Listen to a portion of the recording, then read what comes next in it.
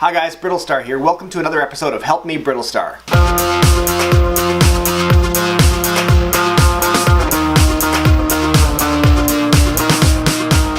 Today we're going to take a question or a request for help from Wendy. And Wendy writes, and it's kind of serious, writes, I'm a widowed mother of one. My son was 3 weeks old when his father died. Which is really sad. My deceased husband's family has been very supportive towards us, helping us get back on our feet after his passing, and we've maintained a great relationship with them. I'm 28 years old, and after being alone for nearly 3 years, I've met someone who makes me happy. We have been spending a lot of time together, but I haven't told any of the family about him yet. I have no idea how to broach the subject with them. I worry that they will be hurt knowing that their son's wife and child are moving on without him. How do I bring it up in a gentle way that after almost 3 years of grieving, I'm ready to move on? It's sad, but you know,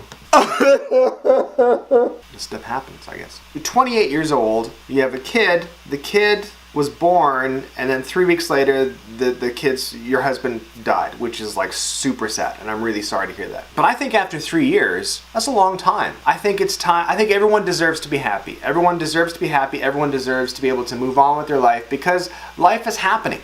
Every day. It's happening right now. You've got to be able to go out there and be happy. You can't deny happiness to anyone. So I don't know these people. And keep in mind, kids, of course, remember that I'm an idiot. So make up your own minds, decide what you want to do on your own. This is just me talking. That's it. And I'm all hepped up on coffee. I think after 3 years, it's time. I think that's long enough. You should move on. Of course, nobody likes to think about their partner being with somebody else, even after they're dead. I know that I wouldn't want Shannon to be with someone else. I guess I would. I guess I'd want her to be happy. Over my dead body. I'm just being silly. Yeah, you can't deny people's happiness. So I think that if you've maintained this great relationship with your child's grandparents, and I think that's awesome. I think that's great. And I think that they're going to want what's best for their grandchild. Now the key is you don't want to cut those people out, because you've had a great relationship with them, and it's 3 years, so your child is now 3 years old, almost 4 years old, and they've got grandparents, and they love their grandparents, and grandparents are hugely important. The more grandparents, the merrier. You meet somebody new who's great, who's going to take care of you and your child, and a good dad and a good husband. If his family's supportive, he's got parents as well, awesome. Christmas just took off for your kid, because now they've got 3 sets of grandparents buying gifts. That's not a bad thing at all.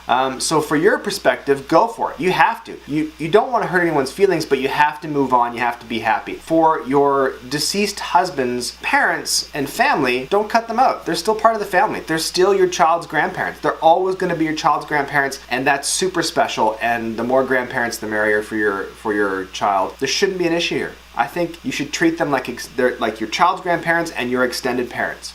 You don't need their approval to do stuff at all, so it doesn't really matter what they think, but you respect what they think and you want them to be happy and comfortable with the situation. So you want to prove to them that their son's legacy, which is your child, is going to be well taken care of. And I think that's the approach you need to go with your deceased husband's family. So there you go. Move on. Be happy. Do what you can to be happy. Everybody should do what they can to be happy, especially if it means making life better for kids. I think that's super important, and I think that anybody will understand that. And if they don't understand that, their opinion doesn't matter, because they don't get it. That's it. I hope that helped. Thanks, guys. Remember, you can send your questions to brittlestar.com. Go to the site. There's a link below, and you can type your questions in the form there. Help me, Brittlestar, and we'll be back. We have tons. Thank you so much to everybody who has written in. You know, people asking for help with like love life and job stuff and family stuff, and it's fascinating. And if you want to take advice from an idiot, I'm ready. I'm here. If I can help you, even just a tiny little bit, even just to kind of open it up a little bit for you to help you make a decision, then I'm here. Thanks, guys. See you later.